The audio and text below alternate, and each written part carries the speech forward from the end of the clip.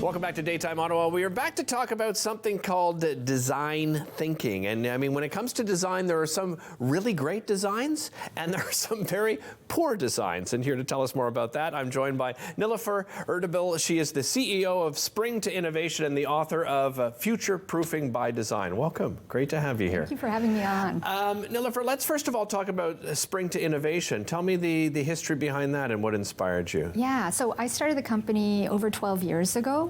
And what inspired me was, my undergraduate degree is in electrical engineering, and so I did software development and design for a number of years, and I'd be on these amazing projects, leading edge technologies, really I thought were useful, but then the projects would keep getting canceled, and so I'd wonder why.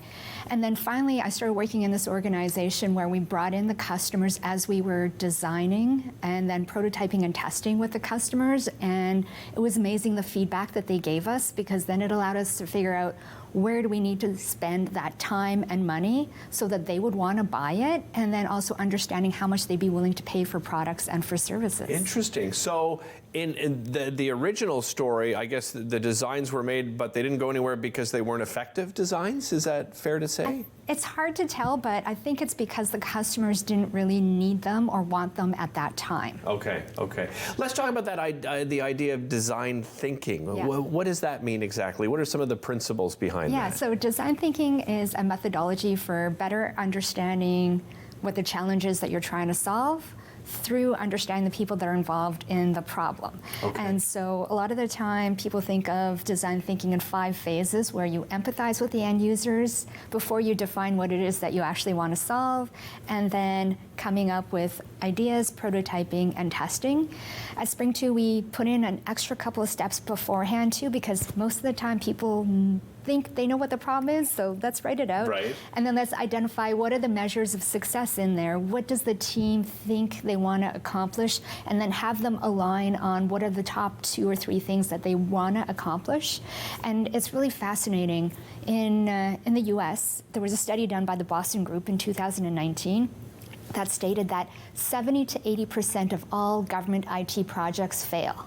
Oh my God. That's insane. So that's over $107 billion a year. Why Can do you you imagine think that is? So it's because some of the top reasons for that is because people aren't spending the time to figure out what the vision is for the project and what the outcome is going to be, and then there's a lack of adaptability and change in the project requirements as a project progresses. So you get all this new information about the customers and what they want, but because you're trying to stick to this timeline to stay on time and on budget, you're creating things that people no longer want or need.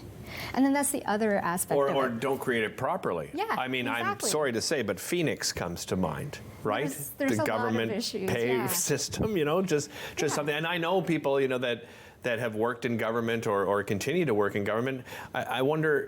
Sometimes I wonder if the people making the decision, don't really understand the end result of what they want, right? Or think of the end result and don't realize how to get there, and they don't listen to the right people along the way. That's part of it, and then it's that alignment on what's that end result going to look like. Well, what are we trying to solve here? What's the problem that we're trying to solve? Right. And sometimes it's not a matter of putting more money towards it. Sometimes it's a matter of understanding what the real challenges are for citizens, for businesses, even internally within government. And then once you figure that out, it's a lot easier to help them solve their problems together. Can they just call you? Can call us. Okay, good. They can totally call good. us. That'd be very helpful.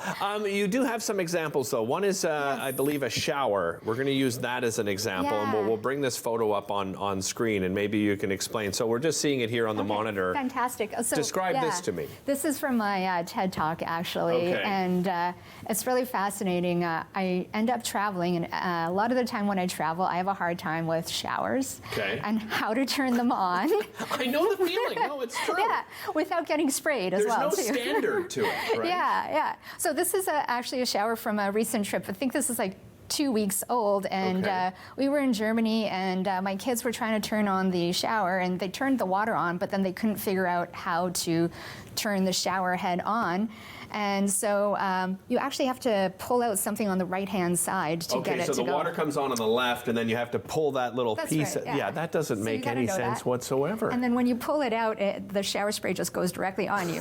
So this is from my TED Talk where I was in a shower in a hotel in Vancouver, and basically I went in to try to turn on the shower, and I couldn't figure it out. I was pulling and pushing on all sorts of stuff, and then I realized there's actually instructions on how to turn on a shower. And I thought it was funny at first, and then I realized, oh my God, I really need the instructions. Thank goodness the instructions are there. Just running out of time here. Future Proofing by Design. This is your book. Tell me about the book and what people can find inside it. Yeah, so this is actually for public service and public servants to create better services and better teams through design thinking. And so I stepped through all the different steps of the design thinking methodology and the mindset so that if people want to understand it better or to be able to apply it to their projects, they can. And we actually do train and do knowledge transfer within teams too if they want to learn even more about it. But in the book, we actually go through some examples of how different projects in the public sector have used aspects of design thinking, as well as an end-to-end example. Nilufer, I am going to recommend this book to so many people. I mean, this has been, I wish we had more time. It's been a fascinating conversation. I really appreciate you joining us today. Thank you very much. We'll be back with more daytime and to go over a few things to wrap up the show for you here.